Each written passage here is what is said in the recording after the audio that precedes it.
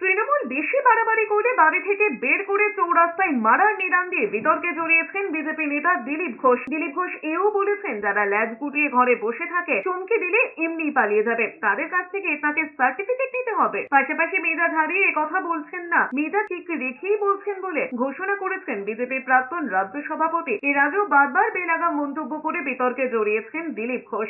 এখন রাজ্য বিজেপির সভাপতি পদও নেই সাংসদ পদও, কিন্তু দিলীপ সেই আগের মেজাজেই রয়েছেন। তার বক্তব্য খড়গপুরে দাঁড়িয়ে বলে যাচ্ছে, এই ধরনের বেয়াদবি করতে গেলে সে যে দলেরই হোক না কেন বাড়ি থেকে টেনে এনে রাস্তায় পেটাবেন, সে যত বড় নেতাই হোক না কেন। দিলীপ ঘোষ যথেষ্ট, পার্টি লাগে না, আর এখানকার কর্মীরাই যথেষ্ট। আর যদি টিএমসি মনে করে এই রাজনীতি খড়গপুরে শুরু করবে, কাল থেকে শুরু করছি, বাড়ি থেকে ঢুকে মারবো না, বাড়ি থেকে টেনে চৌরাস্তায় মারবো। আর এটা কালকে হেডলাইন করুন। আর যে বেটা বলছে কুকথা, তাকে আমি শিখিয়ে দেবো কুকথা কোনটা সুকথা কোনটা। বেশি ভদ্রলোকই দেখাতে জান না জানো।